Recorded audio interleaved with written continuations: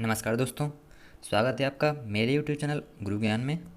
इस वीडियो में हम डिस्कस करेंगे देश और दुनिया के करंट अफेयर्स से संबंधित कुछ महत्वपूर्ण प्रश्नों को, जो सभी प्रतियोगी परीक्षाओं के लिए महत्वपूर्ण होंगे।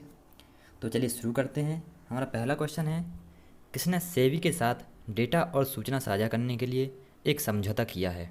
ए NASA, B SBI, C CBDT या डी इसरो। इसका आंसर है सी CBDT। केंद्रीय प्रत्यक्ष कर बोर्ड CBDT और भारतीय प्रतिभूति और विनिमय बोर्ड सेबी ने दोनों संगठनों के बीच डेटा साझा करने के उद्देश्य से एक औपचारिक समझौता ज्ञापन MOU पर हस्ताक्षर किए। इसका उद्देश्य कर विभाग की स्टॉक मार्केट लेनदेन की जांच में सुधार एवं करों का विकास करना है। हमारा अगला क्वेश्चन है, हाल ही में कौन सा देश स्वच्छ ऊर्जा मॉडल बन गया है? ए भारत, बी रूस, सी अमेरिका या डी चीन। इसका आंसर है ए भारत। भारत ने रीवा में 750 मेगावाट की सौर परियोजना शुरू करने के बाद स्वच्छ ऊर्जा के साथ साथ स्वच्छ ऊर्जा के सबसे आकर्षक वैश्विक बाजार के रूप में उभरा है। भारत सरकार ने गुणवत्ता वाले सौर उपकरणों की आवश्यकता को पूरा करने के लिए सौर ऊर्जा को बढ़ावा देने के लिए अंतर्राष्ट्रीय सौर गठबंधन बनाया है। भारत सरकार देश में गुणवत्ता वाले सौर पैनल और बैटरी बनाने की कोशिश कर रही है ताकि विदेशी उपकरणों के आयात की आवश्यकता ना हो। बिजली में आत्मनिर्भरता आत्मनिर्भर भारत का एक अभिन्न अंग है। तो कौन सा देश हाल ही में स्वच्छ सौर ऊर्जा मॉडल बना है? तो यह है भारत। स्वच्छ ऊर्जा मॉडल बन गया है भारत अब। हमारा अगला क्वेश्चन है, सरकारी भूमि की सुरक्षा के लिए टेक्नोलॉजी और AI का उपयोग करने वाला पहला राज्य कौन सा बना है? ए असम, बी उड़ीसा, सी महाराष्ट्र या डी मध्य प्रदेश। इसका आंसर है बी उड़ीसा। सरकारी भूमि की सुरक्षा के लिए टेक्नोलॉजी और AI का उपयोग करने वाला पहला राज्य उड़ीसा है। आर्टिफिशियल इंटेलिजेंस कृत्रिम बुद्धि कंप्यूटर साइंस की वह शाखा है जिसके द्वारा मशीनों में इंसानों की तरह सोचने समझने की क्षमता विकसित की जाती है। तो उड़ीसा राज्य ने सरकारी भूमि की सुरक्षा के लिए AI टेक्नोलॉजी का उपयोग किया है और यह पहला राज्य बन गया है ऐसी टेक्नोलॉजी उपयोग करने वाला। हमारा अगला क्वेश्चन है, एमादू गौन कुलीवल का हाल ही में निधन हो गया, वह निम्न में से क्या थे? ए अर्थशास्त्री, बी राजनीतिज्ञ, सी कलाकार या डी लेखक। इसका आंसर है बी राजनीतिक। आइवरी कोस्ट के प्रधानमंत्री एमादू गोल कुलीवली का 8 जुलाई को निधन हो गया है। उनका फ्रांस में इलाज चल रहा था और 2012 में दिल की सर्जरी हुई थी। उनकी अचानक मृत्यु के बाद आइवरी कोस्ट में चुनाव को लेकर भारी अनिश्चितता पैदा हो गई है, जो वर्ष की राजनीतिक अशांति और 3000 लोगों की जान लेने वाले एक संक्षिप्त गृह युद्ध के बाद सामान्य स्थिति में लौट आए थे।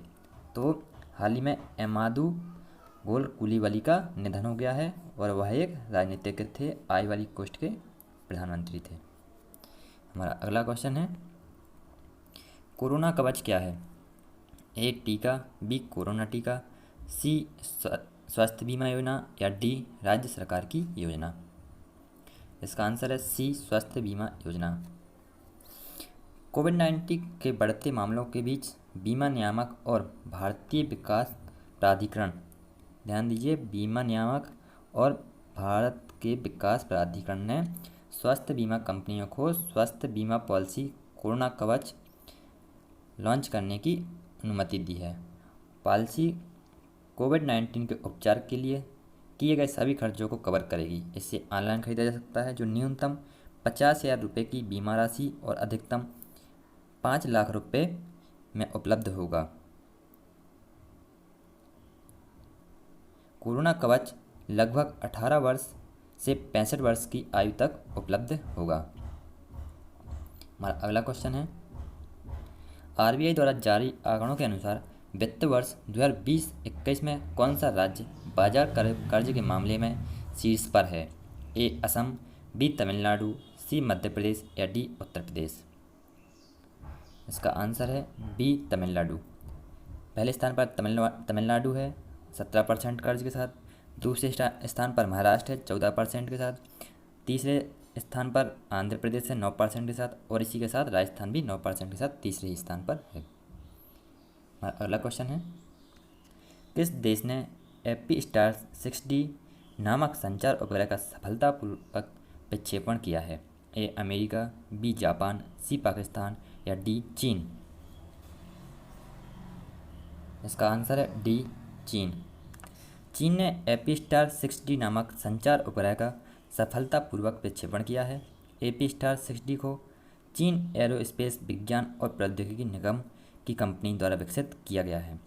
संचार उपग्रह उपयोगकर्ताओं को और इंडो प्रशांत क्षेत्र में विमान और समुद्री मार्गों के लिए समय अनुकूलित उच्च गुणवत्ता वाली ध्वनि और ब्रॉडबैंड डेटा सेवाएं उपलब्ध करेगा।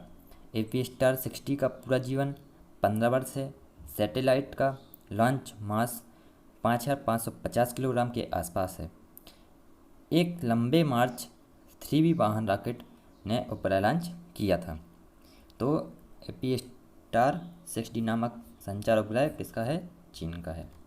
हमारा अगला क्वेश्चन है, किस देश द्वारा विकसित पहला पृथ्वी अवलोकन उपग्रह का नाम एमाजोनिया 1 है? ए भारत, बी ब्राज़ील, सी चीन या डी अमेरिका। तो इसका आंसर है बी ब्राज़ील। ब्राज़ील द्वारा विकसित किया गया यह उपग्रह, यह पहला पृथ्वी अवलोकन उपग्रह एमाजोनिया 1 भारतीय अंतरिक्ष अनुसंधान संगठन इसरो द्वारा लॉन्च किया गया है। यह लॉन्च किया जाएगा। 2014 में मंगल मिशन के सफलतापूर्वक प्रक्षेपण के बाद कई देशों ने लागत प्रभावी तरीके से अपने उपग्रह प्रक्षेपण के लिए भारत को एक संभावित गंतव्य माना है। National institute for space research के अनुसार एमाजोनिया 1 द्वारा प्राप्त चित्रों का उपयोग विशेष रूप से अमेजन क्षेत्र में वनों की कटाई, साथ ही साथ राष्ट्रीय क्षेत्र में विविध वनस्पतियों और कृषि का निरीक्षण करने के लिए किया जाएगा। तो एमाजोनिया 1 किसका उपग्रह है? ब्राज़ील का है। यह पृथ्वी का अवलोकन करने के लिए बनाया गया है और इसका प्रक्षेपण भारत से किया जाएगा, और इसका उपयोग अमेजन क्षेत्र में वनों की कटाई और राष्ट्रीय क्षेत्र में विविध वनस्पतियों और कृषि का निरीक्षण करने के लिए किया जाएगा। हमारा अगला क्वेश्चन है, कैंसर तैयारी सूचकांक 2020 में भारत किस स्थान पर है? ए 8, बी 4, सी 10वां या डी 58वां। इसका आंसर है ए 8वां। ऑस्ट्रेलिया 92.4 अंकों के साथ पहले स्थान पर है। साउथ कोरिया 83.4 अंकों के साथ दूसरे स्थान पर है।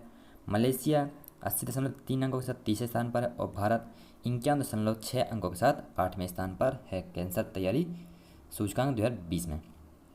हमारा आखिरी क्वेश्चन है, भारतीय कृषि अनुसंधान संगठन IARI झारखंड की नई इमारतों का नाम बदलकर किसके नाम पर रखा गया है? तो जो भारतीय कृषि अनुसंधान संस्थान IARI झारखंड है, उसका नाम बदलकर किसके नाम पर रखा गया है? उसकी इमारतों का नाम किसके नाम पर रखा गया है? तो ए नरेंद्र मोदी, बी लालकृष्ण आडवाणी, सी शिबू सोरेन या डी डॉक्टर श्यामा प्रसाद मुखर्जी। इसका आंसर है डी डॉक्टर श्यामा प्रसाद मुखर्जी। झारखंड के नए प्रशासनिक और भारतीय कृषि अनुसंधान संस्थान IARI के अकादमिक भवन का नाम बदलकर भारतीय जनसंघ के संस्थापक स्वर्गीय डॉक्टर श्यामा प्रसाद मुखर्जी की 119वीं जयंती पर रखा गया है। उनका जन्म 6 जुलाई 1901 को कोलकाता में हुआ था, और मुखर्जी ने देश की एकता और अखंडता के लिए जीवन का योगदान दिया था। उन्होंने एक राष्ट्र एक कानून का आह्वान किया था और कश्मीर में अपने जीवन का बलिदान दिया था, और वे कोलकाता विश्वविद्यालय के सबसे कम उम्र के कुलपति बने थे। तो आपको ये वीडियो कैसा लगा है? अगर आपको ये वीडियो पसंद आया तो लाइक करें, शेयर करें, और इस वीडियो का PDF नीचे डिस्क्रिप्शन में दिया हुआ है, तो आप वहाँ से डाउनलोड करके देख सकते हैं। Thank you.